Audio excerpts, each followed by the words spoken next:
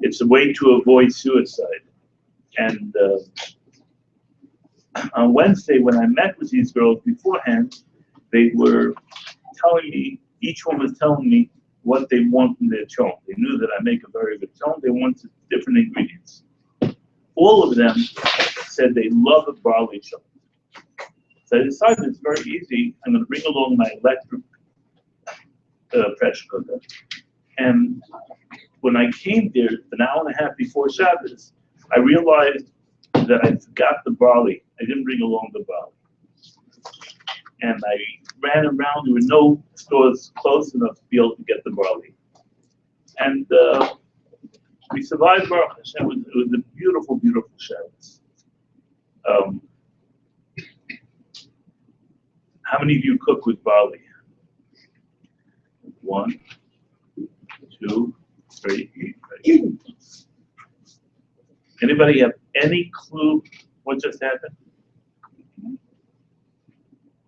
Past 4 minutes. Oh, you're talking about a pressure cooker, talking about girls who cut themselves because they're insecure about themselves and they don't feel like life is worth maybe living.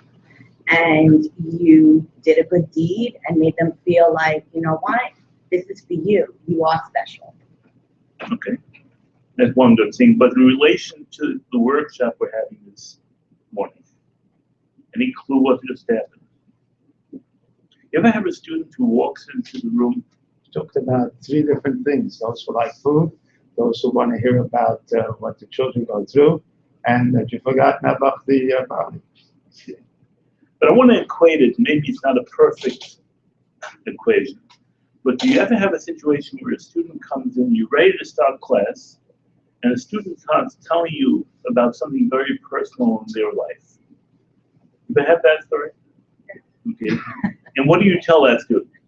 What's your initial reaction to say? Not now. Talk to me later. Or I'm not interested about your electric pressure cooker, whatever response you're going to make. So the goal today, this morning, is to give us a little bit of a new perspective on how we can teach a class in a way that the students, regardless of who's in the class, regardless of what level they're at, they're all going to learn in a beautiful environment. Now, from my training, from my experience, I was a Melamed for 12 years. I was a principal for 20 years. And they say those who know how to teach, teach. If you don't know how to teach, you become a principal. You didn't hear that.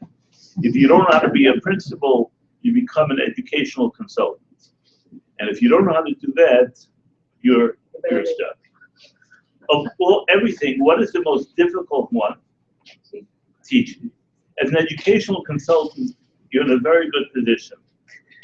You go up here to the building with the bells of cheder, and you're there to try to look at the Limudei Chel program, and you walk out, and they pay you a lot of money to come in and do an observation.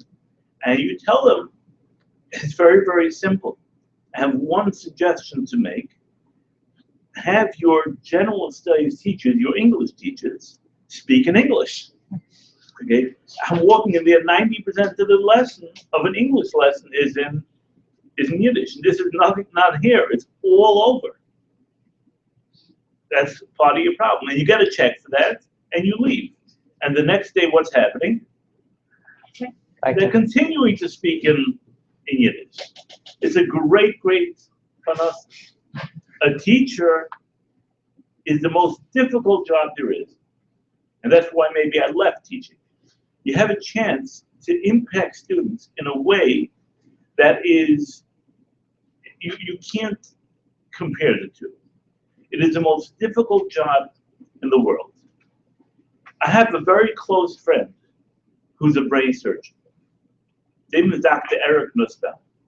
He's unbelievable. The people come from all over the world to have his surgery.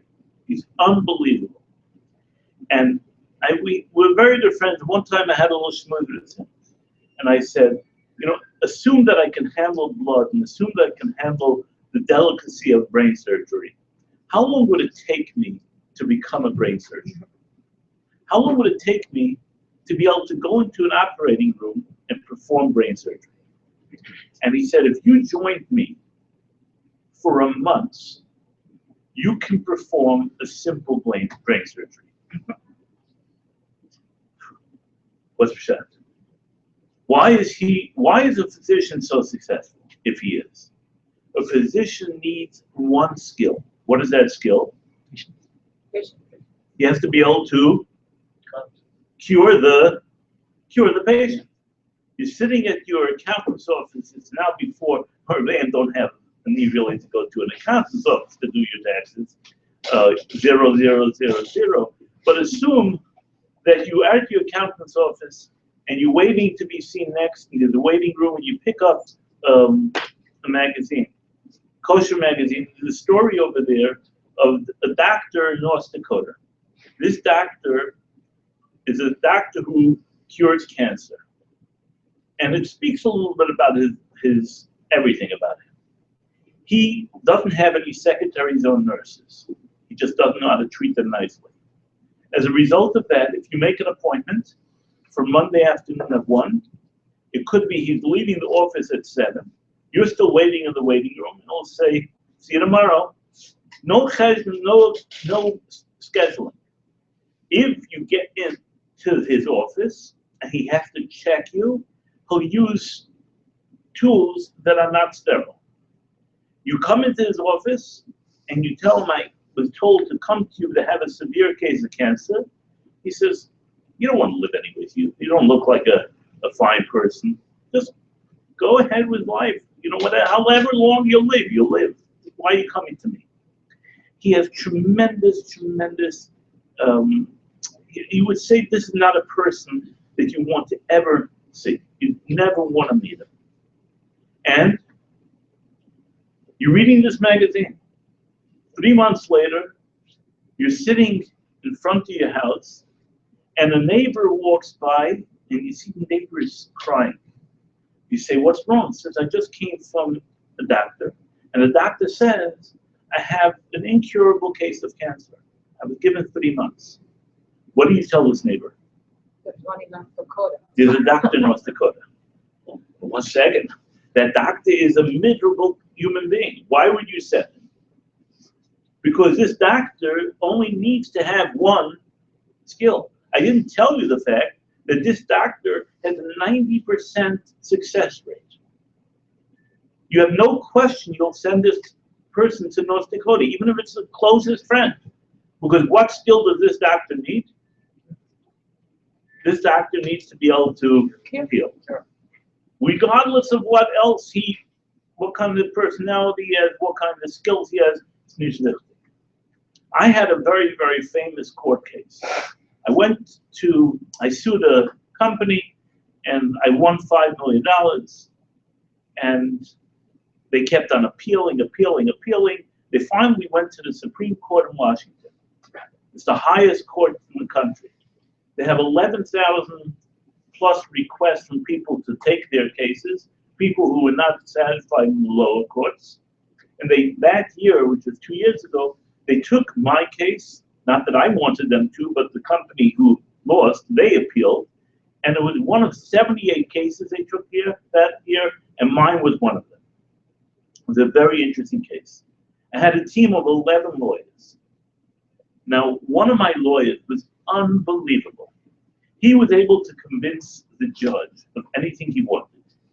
I mean, one time I was listening, I never didn't go to court once, only to the Supreme Court. One time I was listening to a discussion he had, and he gets up there in front of the judge, and he says, Your Honor, in all honesty, the judge interrupts him and says, excuse me, are you not always honest? So he says, yeah, I'm not a judge. Meaning, judges are chutzpah for him telling a judge you're not honest. Every conversation I had with him had every second word was a foul word. He was a horrible human being. Why did I use him? I need one skill. What was his skill? to win, to be able to persuade the judge whatever you want. Every profession has one skill that it needs. A computer programmer has to be able to do what? Program the computer. An architect has to be able to have a vision of what that building is going to look like when everybody else does their work. A teacher can't get away with one skill. Now, in my work, I've come up with a list of 7 different skills a teacher needs. Scary. Okay? So can a teacher say, I'm a good Baal Masber, I know how to explain a complicated piece of Gemara? Can he get away with that? No. Can he say, you know what, I am always in class on time? No. The teacher needs 7 skills. Anybody want to guess what any of those 7? Huh? Patience. Structure. So I'm going to put that into a basket called planning. Okay. So, for example, the day before the students leave on Pesach vacation, are you going to start a new parak of Chumash? No. Planning, you have to have a system where the students know where to come in, where the teacher's on time. That all goes into planning. So if I know that there's a problem parking out here, if I have the skill of planning, what am I going to do? I'm going to come much earlier. When I know I have an appointment in Barpa, what do? I don't mind. I sit in my car for an hour and do work there, but I'm not going to come late. That's part of a planning skill. What else? Classroom management. Classroom management. Beautiful. Discipline. Classroom management and discipline I'm going to put into one basket. Okay. We have 2 so far. You have to love teaching. Huh? You have to love the art of teaching. Okay, so I'll put that into a basket called interpersonal skills. Again, it's a broad one, but I couldn't come up with a list of 100. As it is, when I tell people that you need 7, they consider leaving the profession. Okay, I don't want to make it even worse. I'm going to put loving the profession in the thing of interpersonal. Why am I doing this? What else we have? 4 more we need. Patience, temperament. Huh? Patience, temperament. Patience, temperament is going to go into which one? Interpersonal. Wouldn't, maybe the first basket is mine. Routine, Routine is going to go into planning. planning, right? That's okay. Structure, plan. Huh? Teaching. Perfect. How do you teach? Okay. I can be the most organized, friendly, kind person who's always coming on time. I come into the class. Am I going to read and say, let's continue reading? I don't have the skill of teaching. Teaching is a skill. Assessment. Huh? Assessment. Part of teaching. We Psychology. have 4 so far. Mastery of something. That's part of teaching. How to use a blackboard? An overhead projector. Part of teaching. I'm going to call that tools, teaching tools. Tools of the trade. Physician needs a Talk. whatever they use. Okay. You have to know the level of your student.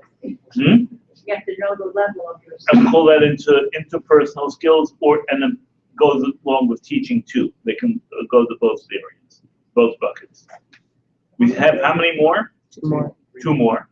Or the last For the huh? or the last one. Tools. Tools.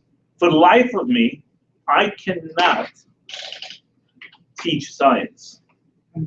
Why not? You don't know the subject. I don't know the subject. So you have to know your content. Okay. And these seem like the Varm shoot him, but Next one. Lamaisa there, Knowing the content is Huh? part of teaching.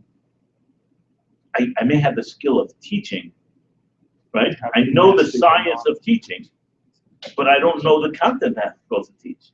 I know how to teach I know how to teach So the when you're saying lesson, skill, you're referring to the skill of teaching, the skill of teaching. as in communication. Skill of teaching is a whole limit. I understand that. One of the pieces It's communication. is communication. And finally, the last one is understanding child and human development. Wouldn't that be interpersonal? Huh? Wouldn't that be interpersonal? Separate. That Why? means I can be a tremendous Talmidus, okay? But let me give you a perfect example. And this is Maisa Shahaya. It was a year like this year. It was 2 others. So it was other Risha, and I wanted my students to understand the concept of Purim Katan. There is such a thing. So I decided in this school, we're going to do something special for Purim. What are we doing? We're having a special assembly, which we're going to have a juggler, magician, whatever, a whole thing. And the assembly is going to be from 10 to 11. Good Bishmaka thing, right? And everybody comes. It's a beautiful event. I was the Manal. 10:15 every day. Second, third, and fourth grade have recess from 10:15 to 10:30. Okay. We come back into the classroom. The teacher comes running into my office. Miriam is tremendously chutzpah. You wouldn't believe what just happened. Where is her appreciation? We come back into the classroom at 11 o'clock after the assembly, and what does she scream? No recess. It's not fair, we didn't have recess today. Okay? Is it right for this teacher to be upset at Miriam? No. This teacher can have tremendous good midas, but what is she lacking? She doesn't understand children. For a child, 10:15 is recess. I can't understand the bigger picture. If you have planning skills, what would you do? 2 days before, when you're notified about that assembly, you go to your second graders and you say, we have to make a decision over here. The principal wants to give us a special treat of this act from 10 to 11, but it's going to interfere with our recess. What are the students going to do? Want both. Huh? Want both. They'll say, Recess. forget the recess. They want both. Huh? They want both. Possibly, but you're not going to have that problem where they're coming at 11 o'clock and you have to deal with that outburst that you're going to have. We may have to say, you know what, we're going to have that from 10 to 11, but when we come back to class at 11 o'clock, I'm going to give you 5 minutes to eat your snack, whatever it is. But that's understanding, you're not going to get upset at that student. So how many skills do we have? What's the name of the last skill? Understanding child human development. How many did we have? 7. We did all 7. Yes. So could we just have a rundown of the 7 so I could be human child development, right? Routine, structure, that was planning, classroom management. All right, number 4. Planning, classroom management, interpersonal skills, teaching tools, as in teaching tools, content, and understanding child and human development. Teaching tools. Content, Teaching is one, teaching, is next easy. is, and tools is another. yes, as in teaching tools. There's the skill of Raise your teaching. hand. Teaching Categories, and- which is first, Huh? There's the skill of Could it be teaching. level, which is first, second, third? Which is more important? Which is more important? Okay. Okay. So first of all, raise your hand if you have all 7.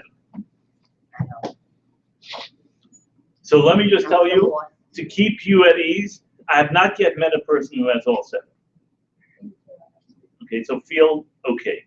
There are some that you can compensate for. So for example, if I have poor, I don't know how to use a teaching tool, which I don't, I can use good teaching skill to compensate for that. But to answer your question, there are 2 things that you can't compensate for. Which are they? How to teach it. Planning. Class management, Classroom management. Okay. And content. understanding the kid, no? Oh, Hearing for the kid. no, understanding. Interpersonal. Interpersonal skills. Sure. And I'll tell you a very interesting study that was done. And teachers who were not rehired after 3 years, means they got a contract for the first 3 years, they weren't rehired, is which skill were they lacking? Interpersonal. Classroom. management. No, I'm sorry. Interpersonal. What does it mean interpersonal? Midas. Tell me this. Tell me Hearing this. for the kid. Yeah. What's that? How do you deal with people? It's not only the kids, it's the principals, the secretary, it's the nurse, it's the bus driver. Midas. The teachers who left the position after 3 years is they were lacking classroom management skills. Yeah, you know how it is when you have a class and you walked out, you really prepared for this class, you know how to teach, you did everything well, but you don't know how to manage the classroom. You want to quit that day. Okay? Now, don't look down at your notes. Don't look down at your notes. Okay? If we had time and I asked you to tell me all 7 skills, can anybody do them? Try. One person, huh? I'll try. Let's go. Don't help him. I'm gonna no. you're No, I'm turning it over because I work better with writing. Good. I work better Don't with cheat in writing. my class. Ah, I'm not gonna go in the order which you said them, just because No. there's content, there's teaching, Teaching, there's teaching tools, tools, there's interpersonal, interpersonal, there is content. he said that Uh, already. not content. Sorry. What did we say was the last one? I said 3 more. No. I'm going through. It was the child and human. Understanding child and human Right. cells. Get that? Hmm? Classroom management. Hmm? Classroom management. I think you said that first. No. No, you said Content. Taichen first. Content. You said that. Teaching. Okay. Teaching tools. Interpersonal. Child and human understanding. Classroom management. And something with a P. No. Shot. No. Rabbi. Touch. No. Chas v'shalom. One moment. I'm just under pressure. Purim. One hint, Just giving you a hint. hint, business. Purim? You hinted me Purim. Yeah. Or touch. I'm confusing you, but hinting you. But you're missing 2. No. I'm Yeah. missing one. planning. Thank you. Oh, because I I apologize. just started. No, very good. You have a punishment. No, Because I she was couldn't. forgetting- I was She, forgetting her too. interpersonal I know skills I are just so got- strong. She couldn't resist helping her classmate. And because of that, I only got a 90 on my test. I was thinking of it too. Did you see what I just did? Instead of getting upset at you, You got her involved. huh? You got her You give her- involved. you give her a I made her positive feel good. You feedback. got her involved. Okay, Positive feedback. she can't. It bothered her so much that she had to scream out the No, I actually was yes. thinking of it I'm giving you a too. compliment. Don't worry about it. Take the compliment. Now, it could be you would have gotten that girl, okay? But when I have done this experiment in many, many different forums, never in a forum like this, by the way, nobody ever gets all 7. Why not? And it's very, very precious. You want to teach a perfect lesson every single time. Is there such a thing? The perfect lesson? No. When you shake the head in the wrong direction. Is there such a thing as a perfect No. lesson? Yes. Okay. Is there such a thing as a perfect lesson? Yes. Yes, perfect. You learned something. Okay. What's my definition of a perfect lesson? Is where every student, regardless where they come from, regardless if they have ADD or XYZ, whatever they have, they are going to leave your classroom at the end of the day with something more than when they came in. Is that possible? Yes. Is that a must? Yes. Yeah. Is that happening? Yeah. I'm not saying this yeshiva, those other places. No. The students come into the room and they leave the room at the end of the day saying what? What did I learn today? I didn't learn anything today.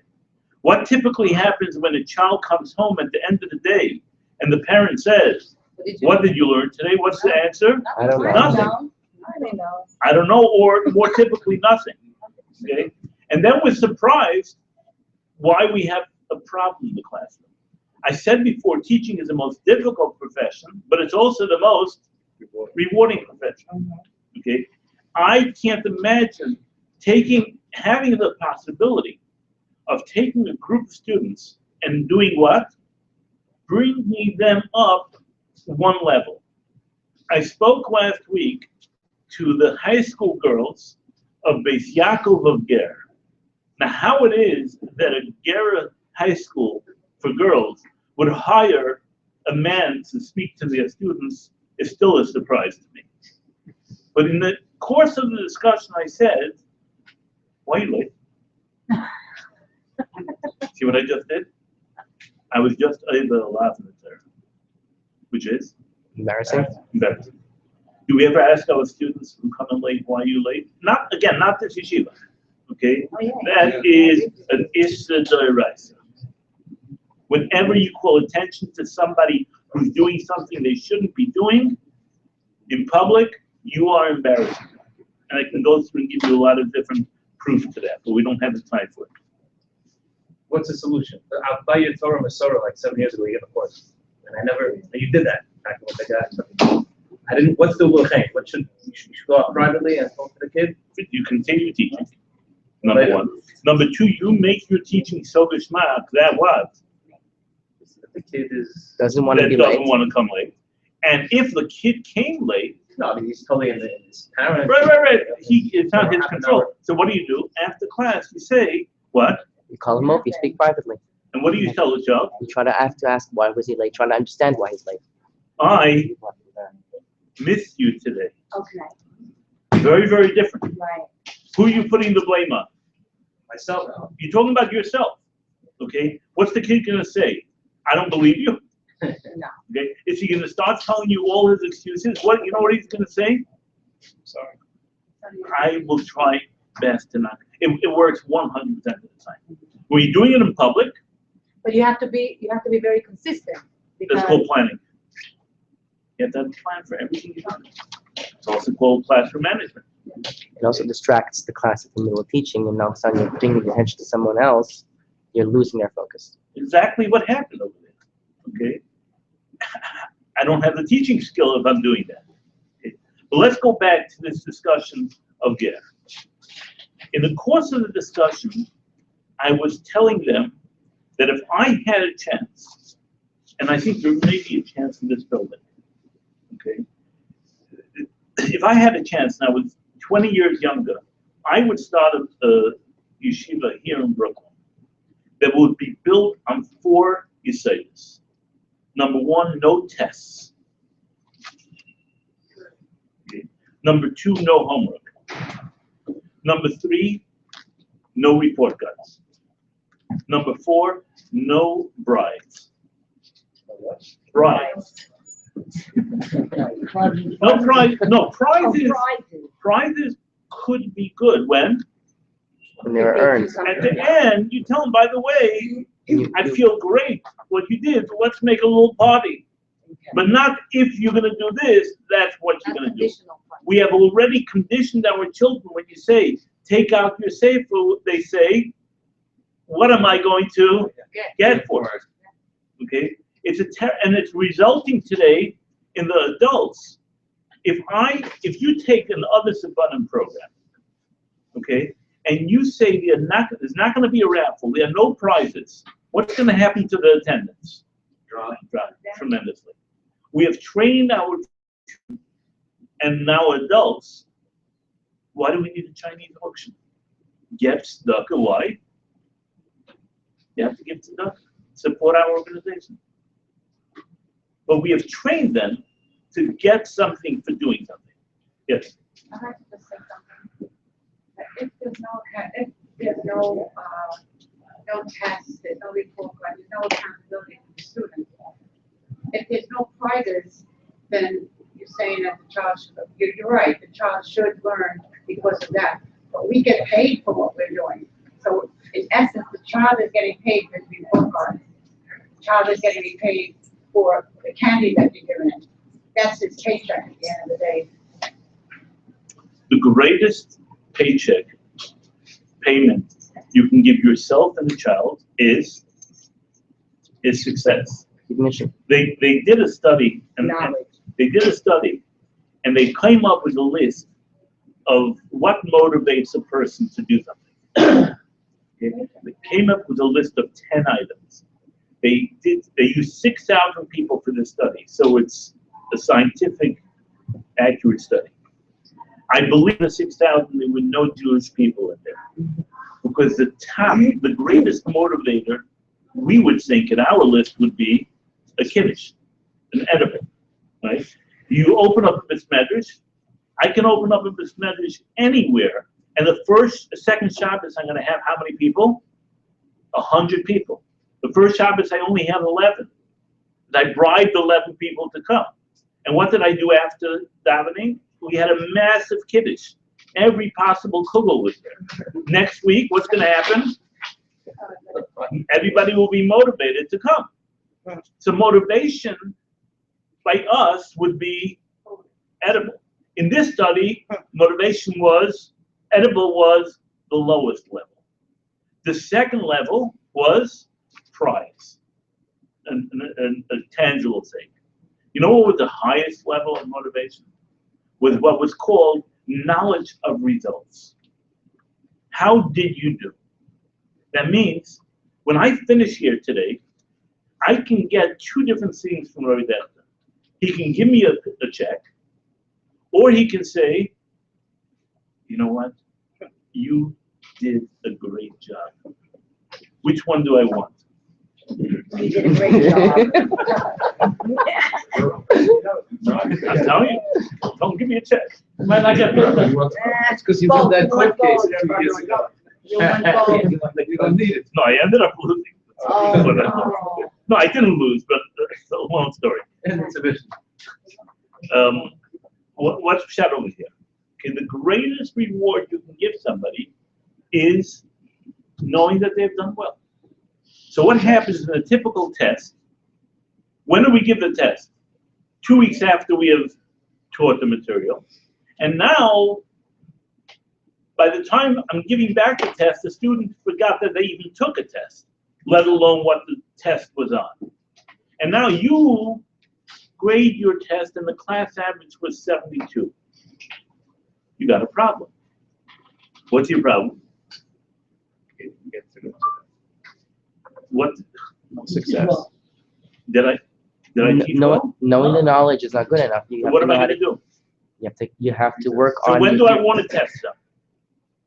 After the first week. Same day. There you talk to them. Oh, Same okay. That is part of teaching. Remember we said there's a skill called teaching? If you're teaching correctly, when are you assessing, when are you evaluating? The As you're same doing day it. as you're Right, teaching. right. But I want to go to something that you said. I told these girls from Beis Yaakov Ger that if you ever get back a piece of paper and the teacher says, look how poor you did on your test, you know what you tell the teacher? It wasn't me who did poor. You did poor. You didn't do your job. So, huh? She'll last long. Who? Students. I asked the teachers to leave when I said that. Should have told them to stay. So that I have to learn a lesson, but I want to be able to go back again. So, a perfect lesson again is one where every student is going to learn what? Am I saying every student is going to learn everything you taught them? Yeah. No, that's impossible. But I want them to go out when they come home and their parent says, what did you learn today? What should they be able to say? One thing. At least one thing. Okay?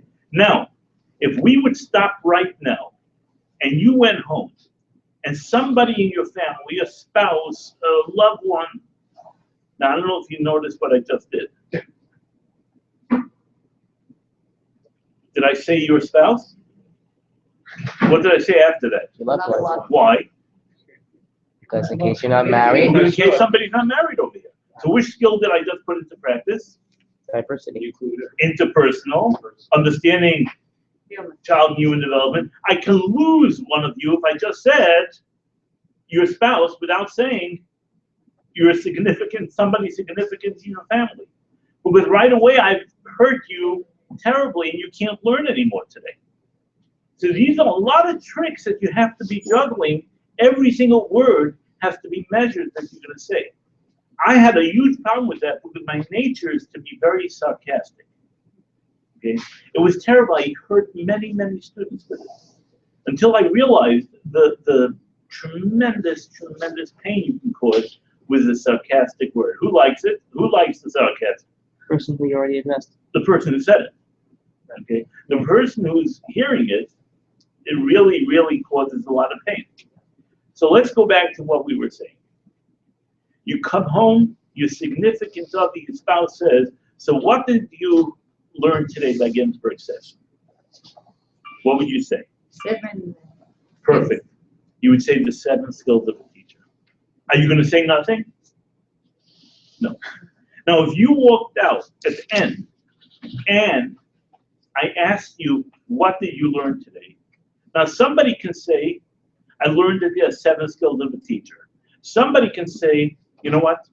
Tests are not good unless they are given daily. What is that a problem? No. As long as you learn something. What do I, huh? That a pressure cooker is good to Yeah. shop. Perfect. But what was the, what was the Doesn't point? care about the teacher. I'm gonna What buy was, you. what was the Buy you. point in that pressure cooker introduction? What again? What was the point in that pressure cooker introduction? Level playing field. Get everybody involved. Oh, Build some of this stuff. getting everybody involved, number 1. Number 2, bringing out the point that if a child comes up to you and says, a mice that really doesn't interest you, has nothing to do with you, what do you have to do? You have to relate to that child and react to them as if they just told you the most important thing that is in your life, okay? I was in a class last week where a student said 5 times in a matter of a minute, okay? Rabbi, my mother had a baby. Rabbi, my mother had a baby. And the Rabbi totally ignored him. Unbelievable to this kid, especially he's saying it 5 times. What is he saying? Rabbi, wish me mazel tov. Rabbi, maybe be a little bit more sensitive about my homework tonight. Something. He totally ignored him. With that ignoring, remember we said how difficult it is to be a teacher? One of the things is that sometimes you can tell a teacher one thing, a student, one thing that can cause them so much damage that you can almost never recover. Would you classify this as interpersonal or understanding child and human? Both. Again, there's a lot of overlap. So what is the difference between both? Huh? What is the difference between these 2 categories? Understanding child and human development is that I'm not going to teach something that is beyond the child's level. Okay? I'm not going to have an expectation. Okay, I'll give you a perfect example. Okay, what happens when a student says, "Rabbi, can I go to the bathroom?" You let him go. Hmm? You let him go. I would never want a student to ask me that question. Do you know what typically happens? Listen, I'll give you tapes of. Tell me the tape of class I'm going to go into tomorrow. Not here again. Okay, and you know what happens? The student says, "Rabbi, can I go to the bathroom?" What the typical response was? "Why didn't you go?" At lunch. Recess time. Okay? How come I didn't have to go recess time? Okay? That's understanding child and human development a little bit more than interpersonal skills. Because I can be a tremendous Interpersonal is more communication. communication, compassion, concern. You see all of those things. And understanding is the brains behind it. What's going on? What's going on in the psyche of that child? Okay. How do you deal? Interpersonal skills is also how you deal with other people in the school. Understanding child and human development is going to be your classroom. Okay. And again, there's a lot of overlap. Okay. We threw out so far so many different concepts in a matter of the erech a half hour. Okay. Which skills did we cover?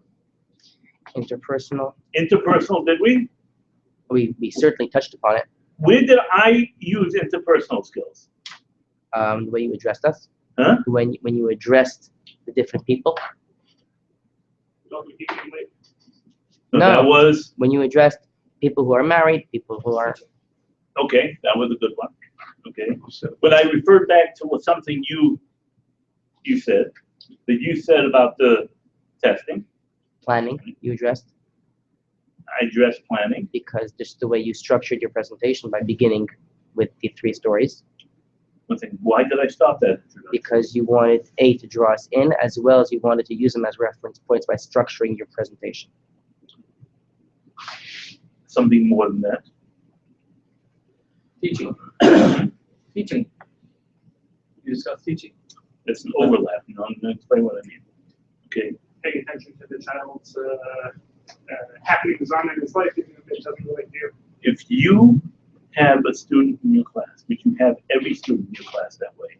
If you want to be able to have them learn something, you have to develop immediately a relationship with that child. If there's anything that you can take from today, it should be the following. Everyone should walk away with this. And this is something that I don't know how to say this. Okay.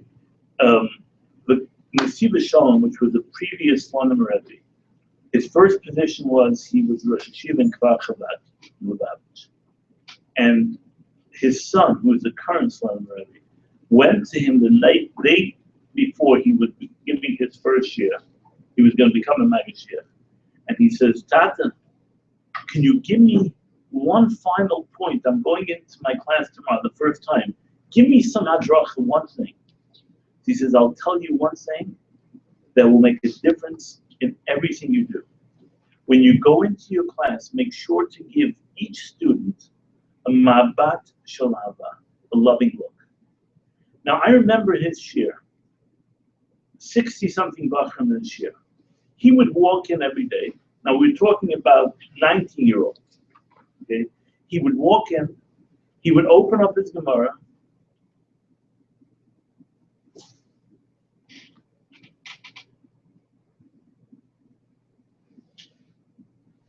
Like we looked on it two different ways. how did everybody feel? Some could feel happy, some could feel Being uncomfortable. acknowledged. We die for it. Okay? That's to know that somebody is thinking about you, even for a second. You know how many Talmidim walk around and saying what? I am not a person. Nobody cares about me. There's a person by the name of Norman Kuntz. Anybody hear about him? Norman Kuntz, to me, is one of the greatest people in this world. Okay. After hearing his talks, I came back to my school as a principal. I said, "Do you know that there are students in this school who are struggling?" I said, "I want everybody to take out a piece of paper and make a list of those students in your class or other classes." And we came up with a list of 62 students out of a school of 270. 62 students we all recognized were struggling. Now, what does that mean? One of the students had a B mentioned 3 different times. I mean, that's the way we put that list of 62. And then we said as follows. Everybody in this room now is going to take a piece of paper, one of those 62 names, and that's going to be your project for the year. What does it mean, your project? Your job is going to have to be to make sure that this child feels that you care for him, that there's nobody else important in his life as much as he is. What does that mean? Check up on him on a constant basis. Make sure on his birthday you recognize him. The day before you find out from his teacher things that he did nicely, you go over to him and say, "You know what, I heard about the kasha you asked today in class. Your Rebbe told me, what is this kid feeling like?" No, to have somebody know, that somebody cares for them. You know what happened with that 62 list? Zero. It went to 0. These 62 people who had somebody sugar for him. That's the way the kid felt. The kid would always walk into the building, and where would be the first place the kid would walk by? That person. It was unbelievable. The feeling to have somebody who cares for me. Give that person, make sure that you're making that kesha. Once you make that kesha, you have them. And the greatest excuse that you hear in teachers' room, when the teacher comes in during a break, you know what the greatest thing is? The greatest thing that you hear teachers say over and over again? If only I can have a class where all the students are motivated to learn. I have every krankheit in my class. Okay? Now, it happens to be, you said before about my richness, right? Happens to be, Baruch Hashem, I do well. Okay. Do I have a volunteer? Come on.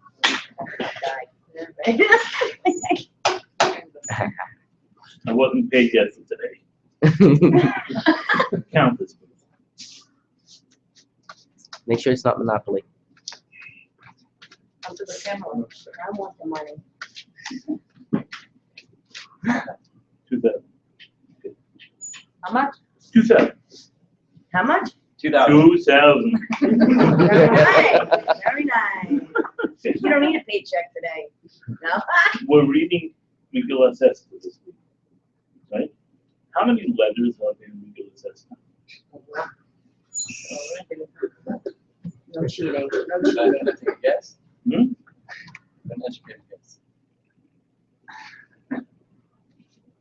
You know what? Hold on a second. This has a $45,000 limit. Meh.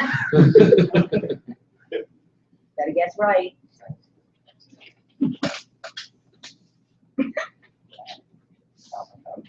Who's your closest person in your life? My wife. Your wife. Is she home? Is she reachable? What's your name? Charlie. Oh, he gets help on the phone? What's your number? What's the way? No, the way. So what's the loose? Yeah. 917 917 880 Call the 880 parent. 1301. 13. 301. What's your last name? Edelman. You're related to him? Hmm? Just really able? Wow. You don't remember? You don't? He's trying to remember. He's like, what? Hello, Ms. Edelman. Hi, this is Binyomin Ginsburg, Rabbi. How are you today? Good. But I have a little concern. I think we should probably talk about this in detail, but just at the bottom level, your son has been sitting here now. Your husband. I'm sorry. Your husband has been sitting here now in class, and I'm trying to have him learn. But by the way, he's listening. Not only him, but everybody else. He has a problem. He's not motivated to learn. So I just offered him $2,000, and I offered him a $45,000 credit card if he can answer just one question, and he can't. He's not motivated. Okay. It's not okay. What are we going to do? How are we going to get him? How are we going to motivate him to learn?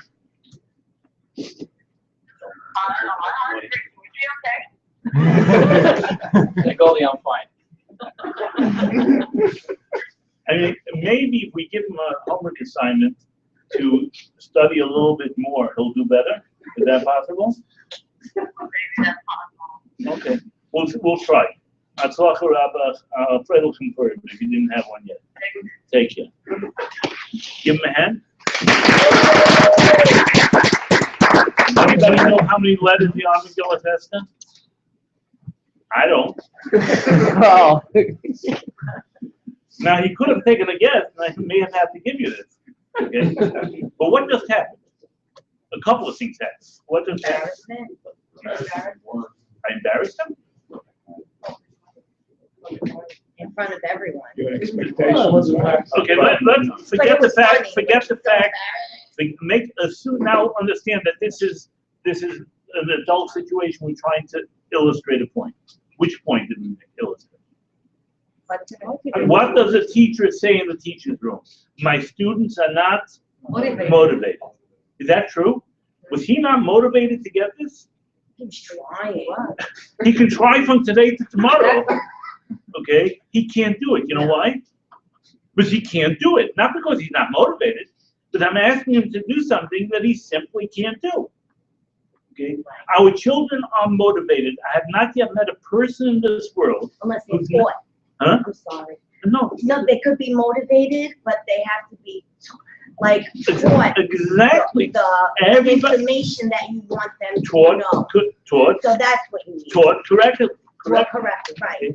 So if you go over to your principal and say, I'm having a problem, my students are not motivated, your principal should tell you they are motivated and you're motivated.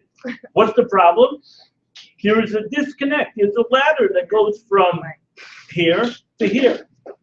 And that over here is what? Motive success. Okay? And how do I get to the success? It's not by being motivated. Everybody's motivated. But something happens along the line. And our job now is to make sure that we are making that line flow. How do we do that? It's a tremendous, tremendous job. But it's not only doable, but there is no greater satisfaction when you walk out of the class and you know what everybody learned that day. Right. How do we do that? It's a tough job. Yeah. But not only is it doable, but we have to do it. And if you're going to say, or I hope you're okay. If you're going to say, I can't do that, then you're basically saying, They can't do huh? Say it. Okay, if you're saying you can't do that, you can't do it. Then you can't teach. Perfect. Let's not hesitate saying that. Let's call it what it is. Okay? If you're taking the responsibility of teaching, you have to do the impossible. But you have to make it possible. And what you are going to learn in the next period of time that we're together is how do you make this perfect lesson where every student is going to learn something. Okay? Let me give you an example. Today you are going to learn, listen carefully. Okay? Today you are going to learn the connection between Haman and Adam and Chava. Who? Haman and Adam and Chava. Adam and Eve. Understanding a child and human development. Okay? If I know that I have a student who wouldn't know that, what should I make sure to do? Say it in English. Say it that they can understand it. Again, what did I just say? Today you are going to learn what? Connection. The connection between Haman and Adam and Chava. I promise you that you will all know this in a way that if I meet you in 12 years from now, and I ask you, what is the connection between Haman and Adam and Chava? You will know. I don't have to give you a workshop, a worksheet, I don't have to give you a test, I don't have to bribe you, listen carefully now, you can, okay? Anybody interested in that connection? Because it's something which is Sure. not something you usually hear, and No. it's intriguing, it's That's not why. stimulating. That's not why. That's not why. You know what I just did? Huh? You perked their interest. I created it just, but I did something more. Perked their interest. Huh? You perked their interest. If I come home and I tell my children, kid, look, we're going on a trip, what's going to be the first thing they're going to ask? Where are we going? Where are we going? Curiosity. Huh? You Curiosity. perked their curiosity. Curious. Where are you going? Well, I want to know where I'm going. So you walk into your class and you tell your students, okay, take out your Chumash. Today what? We're going to go right in a Chumash. What does the student say? Okay, so yesterday I learned Chumash, today, tomorrow, it wasn't doing things. So what do I have to do? Create. I have to tell them what they are going to learn today. For a purpose. What first I have to tell you what. So what did I just tell you? You are going to learn what? The connection between. The connection between Haman and Adam and Chava. So far, I have done the second step of a lesson. What's the second step of a lesson? You learn something. What I'm telling goal. you what you are going to learn. Like I'm not hiding right, anything. schedule a I'm goal. telling you without any confusion, what are you going to learn? Give me another example of what that would sound like in connection to birth. Today you will learn. Well, it's like you're giving the child an objective, an aim. Thank like you. a I love goal. that word. Okay, You know, like, that's the real word. This is what we're doing. This is what you are. I can This is do. what you are going to learn. do. Right. Okay. Don't say Students will this be is able what I'm to. teaching you today. Students will be able to. You know why when the student says this is what I'm teaching to do today, what does the student say? Oh. Go home and do it. Yeah. What do you want from me? Huh? Is a my love we, okay, creates a certain access. But when I say you, it's just like my Rabbi who looked at me when he looked at me. you hope that each student is going to say, he's talking to me. Again, I can accept the we, okay? But I cannot accept a class where a student is not told what they're learning. Does it have to begin? Does it have to say it in the beginning? Yes. Hmm? Yeah. No. Did I tell you what you're learning today? No. Still not. Okay. Were they interesting, cute stories? Yes. Yes. Had I told you in the beginning, today you're going to learn the 7 skills of a teacher, you would all know. Right. Interestingly enough. And I just told you, today you will learn the connection between Haman and Adam and Chava. What did I just tell you? Isn't that What something you are better? going to, Isn't that something better because it places a focus? huh? Isn't that better because it places a focus? Isn't that, Better because it places a focus, explain please. knowing beforehand? Knowing before, definitely. But before I can do that, I have to understand that when my students are coming into class, whether it's in the morning or after recess, where are they coming from? They're coming from a different environment. From different places. Okay?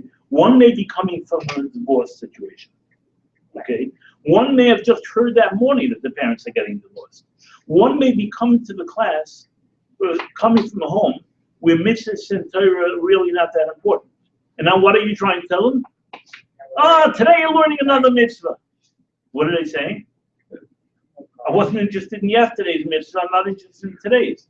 So can I start off telling them what they're going to learn? No. I have to create what in their mind? A new environment. I have to create an New environment. interest. An interest. That is step number 1 in my lesson. If I don't create the interest, then they're all going to be all over the place. What are you doing when you're creating the interest? You're getting them focused. Who are you getting focused? Everyone. Everyone. Now, what I like to do as a getting them to focus is I like all of them to do something. Lemaisa, doing something. So, for example, doing something may be make a list. On one side of the list, make a list of 3 characters in the story of Purim. On the other side of the list, make a list of 3 other people in Tanakh. Now, what's happening over here? What's happening to their mind? Already thinking About what? about the characters. About what? About names. Names. Yes. Names from where? Purim and From Tanakh. Tanakh. Okay? Who can't do that exercise? Somebody who doesn't have previous A knowledge. person who doesn't Huh? know Doesn't about have it. previous knowledge. What? The person doesn't have previous Do you knowledge. have a student in your class who wouldn't be able to do that? Probably I most. can't. Huh? Probably They most. couldn't do it. They couldn't do it? Don't have previous knowledge for such things. Oh, hold on a second. Okay? So what do you do? You understand your children. To provide them the tools. So what do? Can I start over that exercise? No. So what exercise would you start off with? With it, you have to say, I must start off with something that what? They know what That they can all do. Relate to They can all do. What would that be? prior knowledge. You have to make sure they have the prior knowledge. So in this case, what would it be? Again, what is my Learn objective? about the What is my characters, objective in this learn case? about the characters. maybe the character. My Learn objective about is for the them to know the characters connection between Haman and Adam and Chava. Right, So what do I have to start off with? like a Venn diagram. I have to get them Hooked. I have to get them hooked. I have to get them into the classroom. Their mind. I don't want them to be coming late. I don't want them to right away say they have to go to the restroom. I want them to be here ready to hear what? My objective. What do I want them to learn? So what do I have to do to get them? I have to do something where they're all involved. Okay? So for example, this may be, because they don't know, I may put 10 names on the board and tell them to circle which are their 3 favorite names. Can they all do that? Yes. Everyone should be able to do that. Unless they don't know, unless they're not familiar with the names you put up. They don't know, you just heard names. Oh, regardless if they know who they are or not. Right. Gotcha. What do you, what, Choose 3 names you what like. do you like the most? Which 3 names do you like the most? So what have I gotten to you now? You've now set up What a are we scenario. dealing with? You set up a scenario Of names, Of names. which is of, the names. the foundation Okay, of what I the now presentation. got you to the point that what do you mind thinking about? Names. Now you're ready to hear them. Now you're ready to hear what? My objective. What do I want you to learn? So now I can say, there's a story of Purim. One of the characters in the story is Haman. The story of Purim happened much after Bria Sa'ila. And you are going to know the connection between this character Haman and the first 2 people in the creation of the world. So what are they thinking about? Were they able to hear that? Yes, Why? Where was their mind focused on? on the names. On the word, on the concept of name.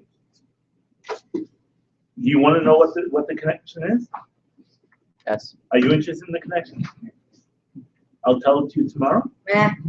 No, because you perked our interest. You pulled us I in. piqued your interest. I got you here into the class. Okay? I did this last week. It was unbelievable. Is there a connection? Huh? Is there a connection? Too bad. Gemara says. Okay? I did this last week in the class. It was unbelievable. We were talking about a bunch of different things. It was to a Masifta, wonderful Masifta. And in the course of the discussion, I threw out the following. I asked them, what is the Hebrew word for girl? They said, Yelda. What about girls? Yuladas. What about boys? Yeled, Yuladim. Sefer, Sfarim. What makes a word from Zocha, from Yochid to Rabim? The Yud Mem at the end of the word. Okay? So I said, if so, what's the first word in the Torah? Bereshis. What's the second word? Bara. What's the third word? Elohim. And according to you, you're saying that what? Yud Mem is Rabim. How can it be Bereshit Bara Elohim that is Rabim? I threw that out. But you know what happened? Then we continued. And at the end, they all came up to me and said, what? Thank you. You didn't And answer the Yud Mem. Instead of them running out of chair, you piqued their interest so much that they had to find out the answer to it. Okay? If I were to tell you now, you know what? Let's see who can get that answer of what's the connection between Haman and Adam and Chava. Are they going to do their work at the end after school? Some yes, some no. Perfect. Perfect. More than Nothing. Okay? And if I see them in the street 12 years later, I'm going to use that number because I've tried it out. And I ask them, what is the connection between, if I taught it, they're going to know it. Now, to do a perfect lesson, what's the definition of a perfect lesson? A lesson where everyone in the class is going to do what? Learn something. You have to have 6 plus 1 parts to it. Does it say that? I have to have 6. Now, what's your immediate question? What do you mean by 6 plus 1? Why 6 plus 1? We all know how to add. 6 plus 1 equals Because it's 7. 7. Why don't you say today you're going to learn? Today you're going to learn 7 parts of the lesson. So what's going on? What did I just do? Very interesting. You want to know? There's something tricky over here. The 6 plus 1. So now what's happening? Everyone's engaged. You're interested in learning. Okay. So what's the first part of a lesson? When you're walking into class, the first part, Engaging the crowd. get them into class. But what do I have to do when I'm preparing the lesson before at home? What do I have to do? I have to know what? What is your goal? What do they know? What do I want them to No. learn? Your goal. What do I want them to learn? Now, he said a word that I must focus on. He said, what is the goal? I'm going to differentiate. A goal is a long-term, and an objective is each lesson. Means a doctor, going back to a doctor, because a doctor is going to medical school to learn what? What is his goal? How to become a doctor. But when he goes to a class on bedside manner, what's his objective? What's the teacher's objective that lesson? How to have bedside manner. Is that a skill? In relation to what? Being a doctor. You want to raise children who are what? What is your goal? Chayil, whatever it is, okay? That's a goal. Now, what is the question? Every day I have to bring them closer. How am I doing that? So every single day I have to walk in and say, you know what, this is what the objective is today. I had this story a few weeks ago. This is part of planning? Hmm? You categorize this as part of planning? I categorize this as part of planning the lesson. But this Planning is, as in the part of the 7 things. it's going to go into a couple of different things. It's going to go into how do you teach. In order to, part of knowing how to teach is what? Knowing what you want them to learn. I was in a class a few weeks ago, in a workshop. It was unbelievable. And we were talking about this idea of teaching a perfect lesson. So one of them, London, comes over to me. He says, you know what? I wish you would come observe me. I do exactly what you say. So I say, Givaldi, I happen to be in the neighborhood tomorrow. I'd love to come. He goes, no, this was on a Tuesday. Because tomorrow is not going to be good. Could we come next Monday? So I say, why not? He goes, because this week we're doing Chazar. So I say, basically, you're telling your students, every day this week we're having leftovers from Shabbos. Okay? Is Chazar important? Yes. Yes. When? After Or that. every day. No, we don't like tests. Every day. Every day as a learning. Okay? Is Chazar important? Continuation Chazar? Yes. But should they walk out, when they walk out of the class at the end of a Chazar day, what are they going to say? What did you learn today? Nothing. Nothing. You want every day should have some ischachas, something new. Do we start off the lesson saying, okay, yes, today we learned kaf l'kaf. Is that the way to start a lesson? No. You got them lost right away. You want to get them there, not somewhere else. Okay? Now you have to be a little tricky how you do this, getting them to where you want them to be. A perfect example. Let me give you a perfect example. Perfect example may be, okay, tell me what do you think is the most creative Purim costume you've ever seen? The most creative. The most creative? I'm gonna answer that because I've seen a lot of them that are very creative. What about you? President. Hmm? President. Now, you know what my objective today is? My objective is going to be, this is Kita base. My objective is today you're going to learn why do we get dressed up on Purim. Is that a good objective? Yes, yes. Is that a good way to get them? Is that? No. Because you know what I wanted to do? I wanted to get you into class. Where did I get you? Out of class. Out of class. Because what are you starting to think about? Ooh, what am I going to get dressed up as this year?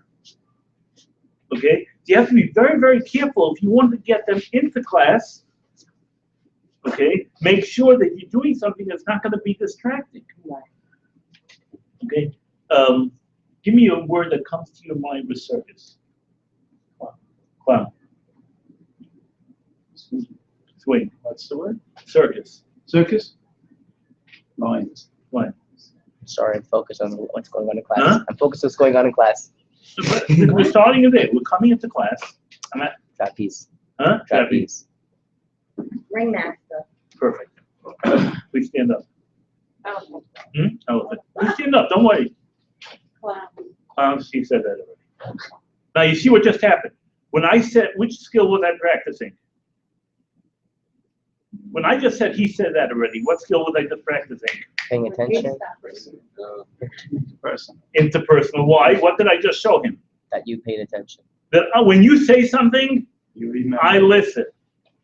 Okay? With other skill. Understanding child and human development. You want to participate in class. Now why? Because you know that somebody is listening to you. What's your word? You said clown, but we're not going to accept that because he already said it. Tigers. Huh? Tigers? Already been said. Huh? Okay. Sorry. No problem. When the student says, Shugman, what would we typically say? Think of a, Different word. and do we do that? No, but when she told me he took mine, what is she trying to tell me? I don't know. Either I don't know, or You're not paying I'm not ready to Give another one. participate in what you're doing. And am I going to fight you? No. Okay. Did you embarrass me? Did I embarrass you? Who embarrassed who? If anybody. You embarrass yourself. You embarrass yourself. Fire. Hmm? The ring of fire. Ring of fire. Monkey. Huh? Monkey. Monkeys? Juggling. Juggling? Elephant? That's it. Huh? German. Okay. Now, anybody know why this young woman is standing? No, but it's true. You're curious, huh? Because she said the ringmaster, He's a ringmaster. which was the Students. central. Today you are going to learn what is a compound word. Oh, cool. That's cool. That's cool. Yeah. Okay. Did I get you minded to compound words? Yes, because I'm If Yeah. you're adults, I'm- but if I did I'm it for comparing the fifth word grade, that what would I happen? said. I'm comparing the word that I said to what she said. Snow didn't is my word a compound word as opposed to what she said. No, but when you were saying the words, did you know you're going into compound words? No, I didn't. But No, now, but I- once you pointed out that the You can reason sit why down. you You did a singled great her job. out, Huh? now that I know the reason why you singled her out, I compared it to what I said. Correct. And you see why that is your my word word is- not a compound Your word? word is not a compound. Because now I'm going to start teaching you. But what did I get you mind to? Focused To which focus? to what a compound. To a compound word. Now I'm going to have you learn what a compound word is. Okay? Now that you know what a compound word is, a word that is a makeup of two words, let's start giving me a list. Well, what's my objective for that lesson? Today you're going to learn Two words. the definition of a Of a compound word. But there was a problem with that introduction. What was the problem? You brought me out of the classroom. I wanted to bring you into class, and where did I take you? Out of the- To the circus. Yeah. So you have to be very, very careful on how you do that, Approach. bringing them into the class. Right. And you can be extremely exciting and entertaining with your introduction, but sometimes it can be too entertaining. And it's going to defeat the whole purpose. So far, we have how many parts to this But perfect there, lesson? just to use the example you brought, although they were in the beginning, you took us out of the classroom. The end result was that you brought us back into the classroom with a lot more interest because we got so involved in the topic, because something very relatable and something we enjoy. It thrust us back into the conversation because we were so much more You're intensely adults. involved. We did it for a fifth grade, I lost it. You're still in the circus. Right. I'm with the ringmaster. Don't think about Maybe I'm animals. Take it to bed. And When I look my mom. I would have to possibly do, I'd possibly have to do now a different one to get them back. Okay, once I did that, I'm telling you, Yeah. you're having a tough time relating to it No, I because understand perfectly. as an adult, you can get back into it easier. Okay, But Some- the idea of, let's say someone makes a faux pas and does bring up a topic that is taking the child out, you could say, let's try it again, and then bring a topic that is a lot more, as you were saying, do it a second time around. so let's say my objective is, I'll do it differently. I'll give you a question, okay, and then you tell me what is my objective. You see, we're doing it reverse. Right, back. Okay. I'm going to ask you as follows. Sorry, we're starting with you again. Okay. Why did I say that now? Because you didn't want him to think you're I picking didn't on us. want him to say, Rebbe, why are you always, Picking on Picking us. on me, I mean, starting, okay? because I did that my class too. Exactly. So what did I just do? You were friendly. I'm Interpersonal. preventing you from giving. Now, what I may say? After class, I want to tell you why Why I chose you first. I chose you first. So what is he feeling? Special. Oh, there's something. I better have a good reason. Okay. I can say, you know what? That I can always count on you to say something that's going to help. You're not going to come along and complain and say I'm picking on you. So since you're so good, I'm going to ask you a question. Okay. What is the worst one-word memory that you have from school? Principal. That's 2 words. Okay, principal. Principal. Wasting time? 2 words. Wasting time is not a compound word. Learning. Learning. I don't know. Wait, 2, I'm sorry. 1 word One word describing that our is childhood, your best, worst memory Memory. of class. our worst memory in class. Bus. Bus. Huh? Bully? Assignments. Assignments also. Worst? Chaos. Again, Chaos. chaos. Cursing. Failing. Names. Test. Hold on. If I said, okay, let's stop here now, what is my objective? Feelings? Maybe to get the rest of the classes say, what about me? What about me? Feelings? No, but One word, today you are going to learn. Feelings? Today you are going to learn why tests are not not important in schooling. Okay. So what just happened? I started off with something. Is there a person in this world that can't come up with a word? No. You've all had an experience in school. Now my problem is, which a lot of you had, was to think about which was a You took us word. back. Huh? You took us I back. took you back there. You have to be very, very careful on how you're doing that. But my objective would follow that. I'll tell you, it's not so hard to come up with these introductions. Once what? Once you have your objective. Give me an objective, somebody, and I'll show you how easy it is. Me dice. students will be able to You. learn. Today you will, you are going to learn about synonyms. we don't learn about things. No. We learn Today we things. are going to learn synonyms. Hmm? Today we are going to learn Today you are synonyms. going to learn synonyms. Okay. Now, you know why until this very day, I have a tough time knowing the difference, remembering the difference between synonyms and homonyms? You know why? Because I don't think my teacher taught it correctly. Okay. Meaning, what was lacking over there? A sense of teaching and planning and Was getting them into the class. planning how to Getting them into go class. about. Okay. I want you to do me a favor. I want you to But basically, you're showing a different teaching skill. You're showing that they're in the classroom, there's a dialogue going on, which brings the kid into the class when he can express himself than just listening, repeatedly of what you have to say. That's what we said. The best way to get them into the class is where? What? Where everybody is participating. Because then you're getting everybody into the class. Okay. So what would be a good way to get them set for synonyms? Well, I'm sorry. Again, I still don't know, is a synonym the 2 words that I see. sound the same? Yeah, Okay. 2 words, happy and glad. 2 words that are the same. They have the same definition. Same meaning, but they're Different words. totally different words. Right, Throw out have the words. same definition. Huh? And he How goes many, back- throw out a word. How many words is like that? I mean, what it is. So I would say, I am so happy today. I just got a new kitten. Can anybody tell me another word how you would feel if you got a new kitten? Okay, give me another one.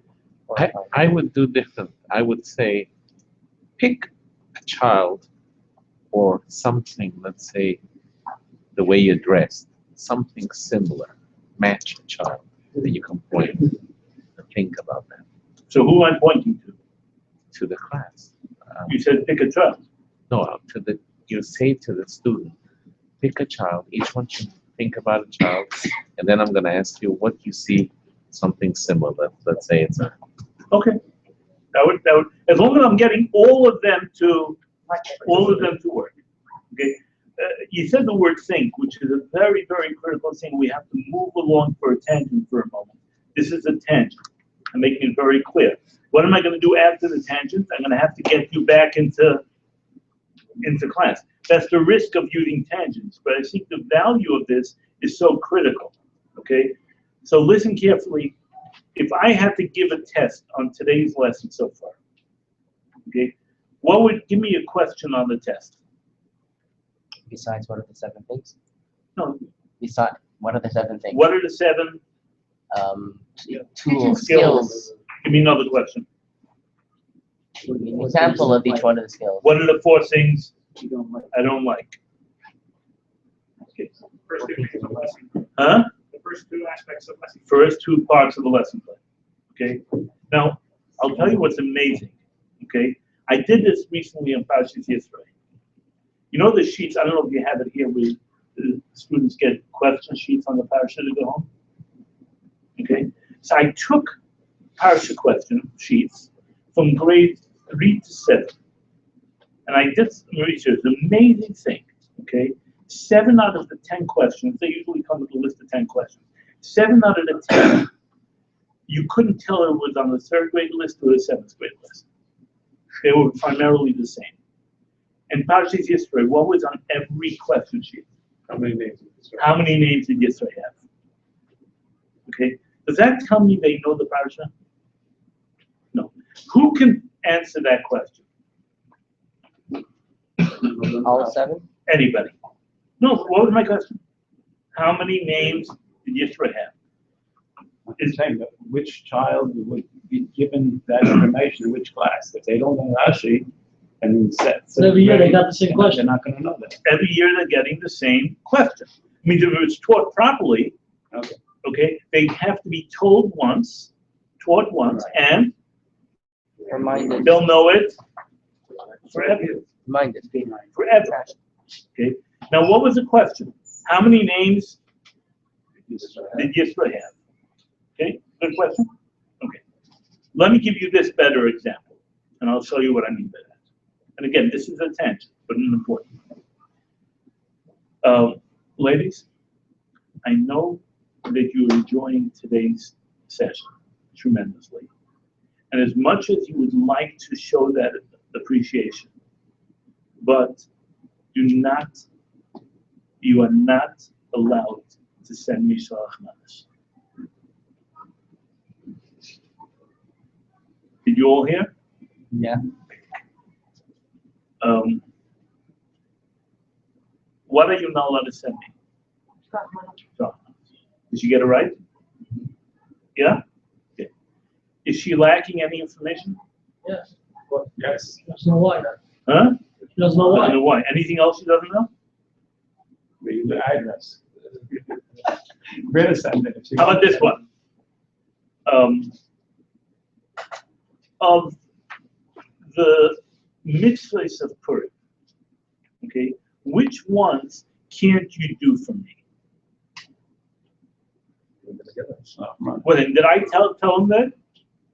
Did I teach that? No. No. So what is happening now in your mind? And what mitzvah is he talking about? What is your mind doing now? Yeah. Something called You're a lot more. one word. You said it before. Contact? Starts with a T. Thinking. You have to take the information and do what with it? Process. Take it to a next level called comprehension. The first one was what? Was recall. I told you something, and what you do? Recall. You spit it back to me. Does that show that you know something? No. Shows that your hearing is working, okay, and your 2-minute memory is working. Okay, and if it's a test two weeks later, it shows me that your memory worked for Longer period of 2 time. weeks. Okay, the next level would be, okay, listen to this one. Are you going to send me Shalach Manas this year? That's an easier question than the second one. Huh? That's an easier question than the second one. It's an easier one, but it's a critical one. Meaning, little moed l'lamed lishma v'lasses. I want them to see that what? That what they're learning, they can apply. Okay? Or how about this one? Are you going to send Rabbi Desk to Shalach Manas this year? Are you putting a different You know why environment? she's saying, yeah? She just, what didn't she do? She didn't apply the because it was you presented a different environment. But she didn't think. What Right. should she have done? Which the next question would be, huh?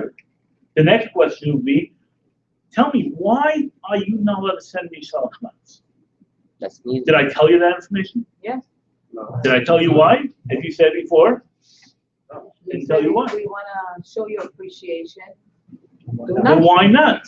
But that's what the Shalach Manas is about, because you didn't give her the reasons why we give Shalach Manas, and therefore why a person can't give to But certain assume people. that we did already, now we're taking this halakha. And there's a retention problem. Huh? A retention and like application I didn't problem. tell it, so what do they have to do to be able to answer that? Last question. What does your mind have to do? Think, no. Think. You have to, Critical. he just told me information, let me think. It's not, learning is not just being able to tell me what I told you. Anybody can almost do that. Process it. You have to think it through, okay? The next one would be, okay, tell me something that a gender can do to the opposite gender, a mitzvah, and why. What do I have to do now? Think alike. I have to take Oh, back into my. other knowledge. I have to connect it to this one and But it's a Come up with the answer. come up with a difference. Now my brain really has to work. Is a woman allowed to be Menachem Avil a man? Yeah. Yes. Why? Because that doesn't show Kilo. Reus. Who? That doesn't show friendship. Okay. What's the purpose of Shalach Manas? Okay. Now what's happening to the brain? Now take Yisro again. What have we taught the student? How many names Yisro had? What would be the second question? Why not? Huh? Why? What are they? No, that would again be spit back. I told you names and you tell them to me back. What would be a comprehension question? Why did he have 7 names? Huh? Why did he have 7 names? No, that's Why already. did they try to pick yesterday, not the other one? Another one would be, tell me who is related to Moshe that had 7 names. I was saying another way of asking the same question I'm asking the same question, but from a different angle. your brain is working differently now. Okay? There's something happening in your Test of brain. comprehension. Huh? That's a test of That's a comprehension. comprehension one. Take it to the next level. What would be the next one? What would be the next level Who has 7 question? names? Who else has 7 names? Huh? Who has 7 names? That would be the 5th one. I'm talking about the 3rd one. What do you have to do for the 3rd one? Apply it. Okay? Apply it. How many names would you give your children? How's that application? You're taking the limud that you heard about somebody who has 7 names, okay, and you're applying it to what name you're gonna give your children. That's application. What would be the next? Just words to describe how we categorize these different levels. Are they words? I'm saying, like you said, spit back, and then the comprehension, then So the formal word just came up by somebody by the name of Benjamin Bloom. He came up with a taxonomy, okay, and he showed that 93% of questions that we give our students are the lowest level of spit back. Okay, the second one is comprehension. The 3rd one is application. The 4th one is analysis. We're analyzing why did Yisroi have 7 names. Okay, Spit back comprehension. application. Analysis. Synthesis would be, Okay, analysis. huh? Analysis. Synthesis would be who else had multiple names? Okay. Who else? And what's the connection between those two people? Okay. What would be the highest level? If you were Yisrael, what name would you want to be called? How would you call that? At evaluation. If you had to know a lot of information and your brain had to do a lot of work to come to that level. Now this was a tangent. The problem with a tangent is I never am able to know where I started off. So how do you avoid that? The tangent can be very important. So what do? Write it on the board. You're my helper, right? I want you to make a note of what we just finished before we're going to this tangent. And what are you going to do? Remind them. You're going to remind me when we're finished. Now, who am I going to ask to do that? Person that you may have felt uncomfortable beforehand. The person who I'm trying to Pull in. to bring into the lesson. He's always gone. He's my helper. What do we traditionally use classroom helpers for? Go to the office, get chalk, etc. Have the classroom helpers be part of the learning. Can we go back to our summary? Good. Okay.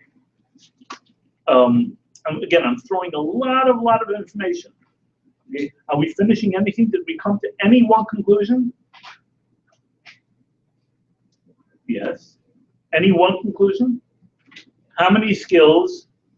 So we need 7 skills. You need 7. There are 7 skills of a teacher, but don't quit because nobody has all 7. One quick question. Yes. We have to learn it. You at least based on the information that was presented, which I wrote down several of them. I have 3 of the categories which were clearly addressed. Some of them may have been overlapping. I have 3.5 which I didn't hear them actively or predominantly addressed, unless you can point them out to me. And they are planning, which we touched upon, so they know certain things were, for example, the goal versus objective could touch on both. But then you have classroom management, tools for teaching, which doesn't need much explanation, and then content. Okay. Tools for teaching. I like objectives. Tools for teaching. If this was a year-long teaching course, tools for teaching would be 2 weeks. But you know who wouldn't teach it? I. Why? Because with that content I don't have. Okay, so if your principal says you have to teach kach v'kach, don't be shy and say what? I don't know it well enough to be able to teach it. Simple. You have to know the content. Now, the reason, let me give you an example. How many levels are there for thinking, for questioning? How many? What you said beforehand. Yes. 6, I think. 6. If I meet you in 2 weeks from now and I ask you a question, will you know it? Try. You won't. Likely not. You won't. You know why? Because it wasn't taught. What did I do? I just Reference. mentioned this. I just said Reference. it. Okay. I said it. Did I say it clearly? No. Yeah. You didn't Said it focus on clearly. expanding. But is that teaching? No. Is teaching simply giving you information? No. It's processing. I'll give you a perfect example, which is a scary example, but it actually started in Crown Heights. Okay, it went much further than Crown Heights, but this is when it started. This was a few years ago. I was parked on Kingston Avenue, right in front of the ice cream store there. You know where I mean? Yes. Okay. I was in a car. It was a Jeep, and I was waiting for a passenger. And as I'm sitting there, the phone rings, and it's a 5th grade teacher. She introduces herself, and she says, I'm teaching 5th grade this year, and I'm having a huge problem. My girls are so immature. So I say, did you teach them how to be mature? She goes, come on, who doesn't know how to be mature? They're fifth grade already. So I said, have you given them a lesson? Have they learned what it means to be mature? Because I'm sorry, I don't understand what you're saying. And as she says that, I'm looking into my mirror, and I see two girls walking down with backpacks. I say, hold on a second, but listen carefully. I call these two girls over, and I say, I want to ask you a question. Which grade are you in? 6. Are you girls mature? Yeah. I say, what does mature mean? Mature means mature. I say, do you ever make foolish jokes in class? Yeah, that kind of. I say, is that a mature type of thing to do? They couldn't answer the question. And finally, at a certain point, they didn't know where I was going, and they said goodbye, and they walked away. I'm on the phone with this teacher, and what does she say? Something more troubling than mature, immature is, why did these girls come to your car? Good question. Yeah. Were you thinking about that? Yes. You were? Yeah. Perfect. Okay. And I wasn't thinking about it. I was so focused on the concept of mature that you have to teach it. You just don't say be mature. No. But make us be mature. What does it mean? You have to teach it. Right. So then we went to the next one. I went into a Jeep on 16th Avenue, corner 49th Street. You know where that is? Yeah. Okay. I took a baseball cap and I had it turned around. I had a T-shirt. I had a Jeep, which is not a Hamish car. I had music blasting, non-Jewish music. And I had somebody standing there with a video camera. And it was a 90-minute experiment. What was it? I was going to go over to every boy who's walking by without a hat. That means he's under bar mitzvah. He's walking alone, meaning he's already over the age of 8, 9. And I was going to go like that. Okay? And if he would come to the car, I would ask him questions. What's your name? Where do you live? What does your father do? Which yeshiva do you go to? Etc. And in the course of 90 minutes, I did that to 59 boys. How many of them do you think came to the car? 0. 20. 57. Really? Yeah. I'm curious. That's How it. many, No. wait. How I many of them? would've How many of them I answered the know. question? Whatever I asked. To run. Everybody? Whatever I asked. You have to run. Whatever I asked. So the question is, didn't we tell our They students answered you? hunt They answered. whatever I wanted? I know I have Coming to over run. to you, I understand. Thank you for Huh? Personally, that. I can understand somebody coming over Why? because Like we're, they have- a Jew is a chasna. But once a person comes and answers the question,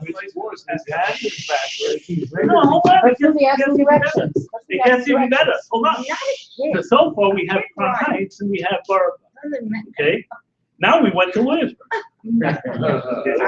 And we have a bunch of Menalim and Maladim standing on the side over there. And they couldn't believe it. And they said, we have to see it. So I said, perfect.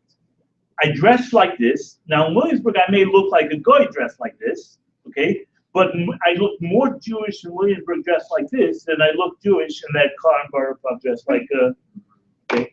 And what do?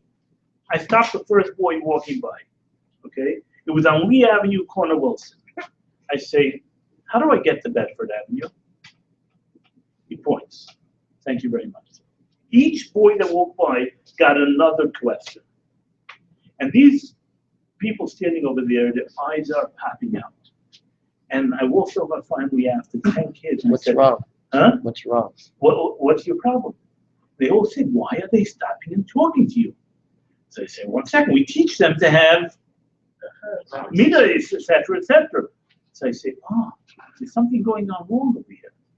And what's even also troubling is that nobody called Shimer yet. Okay? Here's a strange guy standing and stopping every kid. Okay? Something's wrong. And then in the course of the discussion, they said, you know what, I wonder what would happen if you stopped the girl. So I said, let's try it. Who's the first girl that walks by? a teenager, 11th grade girl. Now you would expect in Williamsburg, would they stop and talk to a man? No. So I stopped her, I said, excuse me, not on shouldering, right? I want to use my language as far as she's concerned, guys. I say, excuse me, where's Bedford Avenue? She points. They say, when you go home, which direction do you take? Oh, God. You asked her that. Yeah. What should she have said? Not your business. I give She should have been like, later. She told me. And I said, you know what? I'm very hungry. Is there a place to eat here? So she goes, you want milchik or flesh?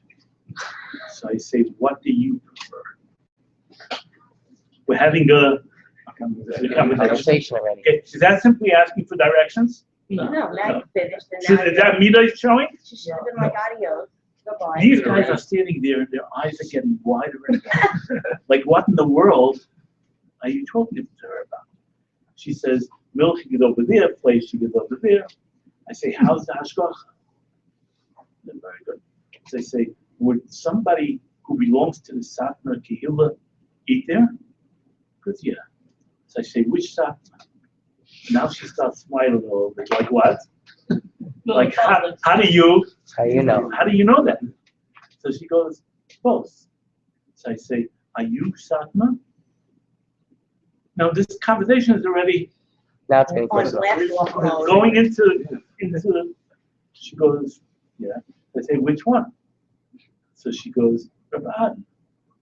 So I say, you go to Satmar school? She goes, yeah. Which one?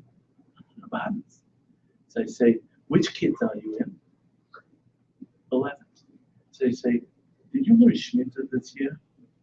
She goes, yeah. So I say, did you use a specific sefer? Shulchan Aruch? She goes, no. We had a beautiful kinsis, very nice color. She describes it. So I say, now I happen to know which kinsis she was using. Okay, why? Because that specific school ordered from the other Shemitah pamphlet. So I said, do you know who made that kinsis? She goes, no. So I say, I worked on it. What happened to her face? Lit up. With a Smile. a real beautiful smile. And I say, thank you for your help. And she went on. I come back to these guys and they say, you have to tell us, what was that last question you asked? I say, why? She said, because she had an unbelievable smile. What you? So I said, I asked her out on a date. What's the lesson of this? Do we tell our children do not talk to strangers? Yeah. Is that teaching them? Did I tell you that there are 6 different forms of questions? Is that teaching? No. You're right. Did you know that there are 7 parts of the lesson? Yeah, you can spit that. I mean, there are 7 skills of a teacher. Can you tell me what they are? You can tell me. You can spit that. But I didn't apply them yet. You didn't apply them. What else did you do? I didn't. You didn't I synthesize I them. didn't unpack them. You didn't synthesize them with which skills you think you have. Evaluation that you think about which one is the most important of all 6, of all 7. Okay, that's what real education is. It's critical thinking. It's real thinking. It's not spitback. And I'd like to go to what you said before. You, who was Meramezik when we spoke about the 7 questions of Yisra. How we ask it every single year. We're getting close to Pesach. Do they learn over here the Manashtana? In which grade? First. Free winning. What about second? What about third? Yeah. What about eighth? What about 8? Because we're thinking they already know it. Or they already, Or they know. or they already, Do it, and then don't you know. gotta re-record again, okay? And you know what's which is happening? not. You go into the class and say, okay, Pesach is coming up. Let's learn the Manashtana. What do they say? Yeah. Leave me alone. Yeah. I already No, it- learned it. And then you ask them when they're in 18th grade, okay, who wrote the Manashtana? Right. What do they say? If you're lucky, they'll say the Baal Agada. And then you ask them, who is Mr. Baal Agada? What are they going to say? don't know. We don't know. Okay? Should they know who the Balagod is? Yeah. If you're going to say, you're going to ask them, why specifically were those 4 questions asked? What are they going to say? Should they learn that maybe in 6th grade? Should there be a spiral where they're learning, where each and every day they're going out, each and every year, they're moving ahead and saying, I learned something more this year than I knew last year? That's what chinuch is all about. But you, on a daily basis, you have to go into the class and say, I don't care who is in my class. I don't care what kind of home they come from. I don't care about what condition they may have. I don't care who diagnosed it. But in my class, they're going to walk out better than when they walked in. Is it shaykh? Raise your hand. Yeah. Perfect. Does that make learning geschmack? And I'll end off with an unbelievable story. To me, this is the best story that happened to me. It was a story that covered a lot of different messages for me. Years ago, I started off teaching in Brooklyn, believe it or not, Yeshiva of Easton, great, not Lubavitch, all of us saw. It closed after I was there for 2 years, not because of me, it just happened to close. And then I went to Philadelphia, and then I went to San Diego. I taught in San Diego for 6 years. Great experience. Beautiful weather. Try to imagine December, you're coming home from school, you can jump into the pool. It was a beautiful experience. Then I went into Seattle, and then I went to Minneapolis as a Manal. I was now in Seattle. One day, a friend of mine calls me up, and he says, Binyomin, I just bought 8 nursing homes. 8 what? 8 nursing homes. I need administrators. You are very, very efficient in the way you run your school. I want you to take one of my homes, the biggest one. I think you can do it. $350,000. Tempting, no? I came home, I told my wife what happened. What did she say? Don't do it. Come You're on, not your life experienced is, in it. your life is, you can't do that. No. In the morning, she told me, you know what? I had a dream last night. In my dream, I was thinking about Nordstrom's, I was thinking about a Coach, pocketbook. I was thinking about all these things. Maybe take off a couple of years. You can go back. We'll have, some savings. Be able to marry off the kids easier. And what do I say? No, my life is. Doing what I'm doing, yeah. Now I had a dream the next night. Right. Okay, and back and forth. We can't make up our mind. So finally, we decided. You know what we're going to do? We're going to take a couple of days. We're going to go to Los Angeles. We had a simcha there anyway, so we weren't planning on going. But we had a good excuse. We come to Los Angeles. We're going to have a clear mind. We'll come up with a good decision. When we're in Los Angeles, I say to myself, hold on a second. It's a 2.5-hour drive to San Diego. Let's make the drive. Let's go see our old friends. Good idea. We go, if you know California, anybody here from California? You know Interstate 5? Mm-hmm. Okay. We're driving down the 5, and we see in Laguna, beautiful, no? We see on the road, when they show you what the different stores you can go on stops, like signs. in the rest area. Mm-hmm. So one of them is a Starbucks symbol. Now I'm addicted to coffee, and we're getting off. We go into the sink. I go into the Starbucks shop. A lady standing behind the counter making drinks says, "You must be a rabbi." I said, "How do you know?" She says, "You're yarmulke and tzitzis." Now, yarmulke is a common thing that even goyim know, but tzitzis already is a high level. I say, "How do you know about tzitzis?" So let me tell you my history. I need a favor of yours. When I was growing up, I grew up in San Diego, and we're not a religious home, but my parents wanted us to have a religious education. So what they do, they send us to an Orthodox school. And when I was in school, when I had a 6th grade Rabbi, now you have to understand, here is a girl barely dressed, okay? You wouldn't think she's Jewish, let alone her being able to say the word, I had a Rabbi. I had a Rabbi when we got up to Pashas Yisrael, and it said the pasuk, the Anshe Kodesh, ridiculing, right? He made a sign on a piece of paper that we will not intermarry. Okay? We will not intermarry. And because of that, throughout my college years, I never dated anybody who was not Jewish. Because I wanted to honor my promise. And recently I met a nice Jewish boy who was dating for a year and a half, and we decided to get married.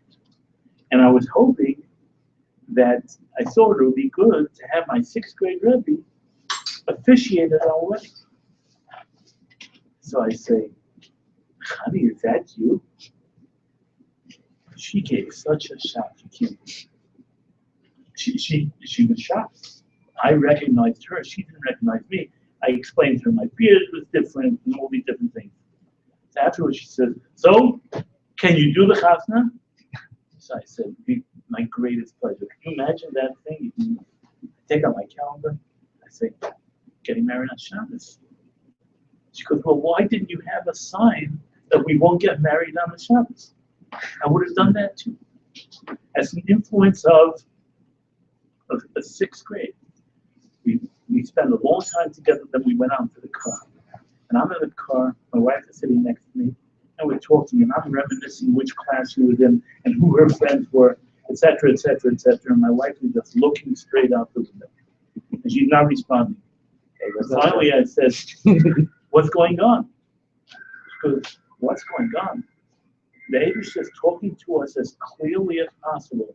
And you're asking what's going on? You're thinking about who was in her class? Don't you hear? The Abish is telling us what? Huh? Chinuch, leave over that nursing home. When you'll be in a nursing home, you'll be in a nursing home. You don't have to do it now. The greatest thing you can do is the Abish's work. And Habolitah. If you want to do his job, you tell him every day, I'm your shliach. And the people who can best understand this is in Lubavitch and Mesa. You're the Rebbe shliach. This is what the Rebbe would want you to do, to go into your class and make sure that every one of you tell me them. Do you look at it wherever, if I bring in a look at a clip where the Rebbe is looking to each and every one? Did he ignore anybody, regardless of what they were dressed like? That's what we have to do. Take the messages and apply them. We didn't finish yet, but any questions in the meantime? Yes. Connection between Adam Chava and Haman. I know the. Did she end up getting married or something? Huh? Did she end up getting married or something? Well, the kids, Which one interests you more? I don't know how I can understand. You do? He acts like an animal, but he's a descendant of The Gemara says, Haman min haTorah minayim. Right? Where do we have? Hold on, before you do this, I need you to do me a favor. Because if not, I'm not going to get paid for my stuff. You have to fill out a simple about, huh? You'll join us. You? Huh? Anyway, they don't have to write down what they're teaching. Just the name and everything else. There are 2 things. There's a piece of paper over here that you fill out both sides. We're not supposed to talk to strangers. Huh? We're not supposed to talk to strangers. I kidding. We're not supposed to talk to strangers, he said, no? By the way, there is a lesson plan if you want to teach your own children about not talking to strangers. And the result is they will never talk to a stranger again. What's the lesson plan? How do you teach it? Oh, yeah. I can give it to you. If you ask me for it, I'll give it to you. We put it in the Muhammadiyah that saying we titled an article titled Strangers. And we said if you'd like to have a copy of the lesson plan with your parents, you are parents, you don't know how to teach, make a request. How many parents requested it? 0. 1,107. A lot, yeah. Yeah, that's how Something clear very it was. It was scary. I believe it. And they got it. It was unbelievable. I guarantee you, we did the study today. It spread quite a bit. Okay, it went a lot lighter. I went into the Buzz of Mikvah. I'm 48, she was 15 and 16. Okay, and I asked the kid, be the mikvah, right? He points. I say, how do I get there exactly? What does he say? I'll show you. I'll show you. What could I have done? Anything. Anything I want. Okay. When you finish this, I'll tell you the difference between the connection between Haman and. So on this one, all you have to do is print your name and sign it. Nothing else is important. Huh? Sign it. Right. And as you're doing this, I can tell you already. Where do you get that lesson about strangers? Email me, I'll send you. My email is very easy. It's Chaim Tov.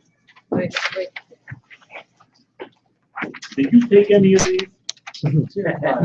Shouldn't he get some? What's your wife gonna do to you when you come? Huh? Not the words, not the letters. Where's your at? The question was the amount of, what they want. Did I say the words or what? Where's your letter? My parents. I said, huh? No, I got that. The email address is Chaim Tov. It's two-sided, Chaim Tov 10, CHAIMTOV 10, all one word, at AOL.com. Chaim Tov. Okay. Rabbi Barris. The number Yeah. 10? I have 10. 10.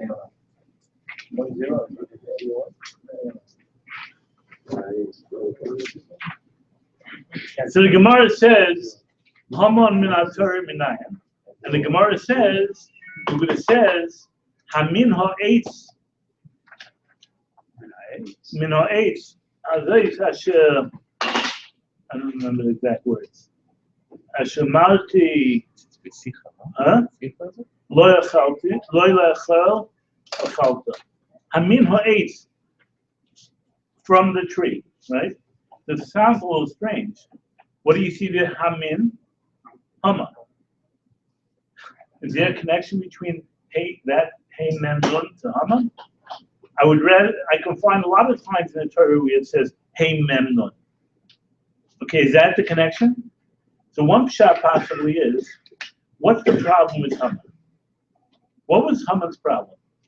Was he rich? Yeah. Did he have the ear of the king? Yeah. He had everything going for him. Besides one thing, what? What should he have said?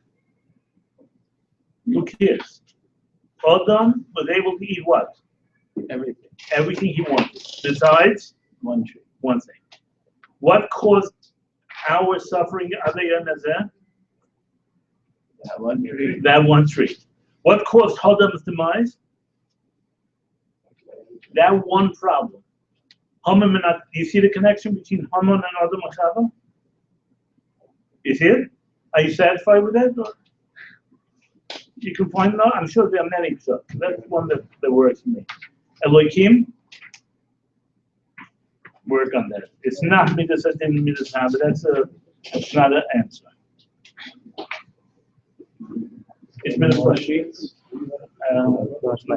I don't have any more, so I can come.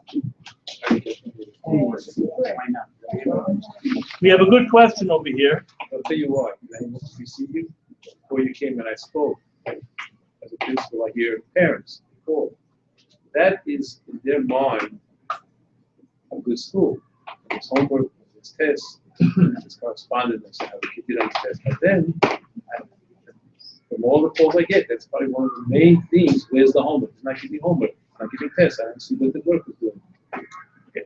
So that's the result where we confuse ourselves and saying that we can fool our parents by saying that we're teaching them a lot by giving them a lot of homework. We have one real job. We have to make sure that our parents are aware not only that our children are learning, but what they're learning. Okay? The test doesn't do it, especially when they're getting a poor grade. The homework doesn't do it, especially when the child tells the parents, I need help with the homework. So what do most parents say? I already went to school. This is your time. And if they're really smart parents, they're going to say what? Your teacher didn't teach it right. So what I would like to suggest as a homework assignment is where the parents can really get somehow involved, is where you give them a sensible homework assignment. Meaning, let's assume, what are you teaching tomorrow? Huh? Which homework? Correct. Okay. Mm-hmm. Homework assignment. Okay. Find out which presidential candidate, okay, has people who potentially would rebel against them if they won, and why. You see what that is? What is that doing? That is getting them set to learn even the night before. So they come home from and say, Dad, we have homework. What's the homework? We have to come back with a reason why we think who the candidate is going to be that's going to have most people against him and why. You hear that? What's the next stage? So first of all, the parent says, well, my kid is learning something. Something is going on up there. Okay, can every kid do that homework assignment? Yeah, every kid should be able to do that. They're all coming in the next day having done their homework assignment. Now, what do I do with that information? Is that a good introduction to Karaf? Right, so your homework assignment should be something that they can all do. That should be your criteria of what's homework assignment. Huh? In class. Those questions, those 70 questions in class, before the class, after the class, that you see that most of the boys know what to answer. So if they know, what are you doing? Huh? You can carry it out. But maybe to bring stretch that the carry out is going to leave out, the next day, you come back, very see how to transfer. Give them the performance area. Come up with questions. For example, Manashtana. Okay. Why not give them a question? Why were these 4 questions asked in the order they are? We have different displays in which order they're asked, right? Correct? There's a reason why there's different nusach. Think about it. Parents, Tati, can you help me figure out why is it this order? They don't need their parents. Huh? But that you're asking how do they involve it, how do they bring Torah into the house? Not for their parents, I mean for themselves. But they should know that they're yeshiva students further into the day after school. Nothing for their parents. If you want me to be why not give me something new to learn? Why should I just repeat what I just learned all day? Mishnah he was talking about even something if they're not learning in class. That's going to be interesting to them. You're not a fan of that. No, the phone. So I mean, it's my experience. Pretty little kids like it. You don't have to be bothered grading homework assignments. You know how many classes start off with, okay, take out your homework assignment. We don't grade it. Take out your homework assignment. So I want to see whether you did it. Right? Good. Okay. I'm just telling you what Throughout the day, I will review the questions that we did.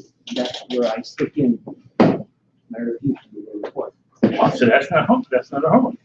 On their homework sheet that they did, and they get a point. So they're all excited to come in. They all want to be one of those that are going. There's only 7 or 10 questions. So what about the other kids who aren't called? There's more than one homework sheet. Yeah, I see more negative things about it. Second part, what about the phone system that they have to do some recording of also as a review? I like review in class. You do that. Okay. Are you not a fan of such a homework report? You know, I like it to compare everything to a soup. I like to eat, so each part of the lesson should be a soup. Should be part of a soup. I don't like vegetables. I see that review at homework as a vegetable. Doesn't do anything for me. Side dishes, yeah, the review is good. But the appetizer is important. The main course is important. But I don't know, it's my own personal preference.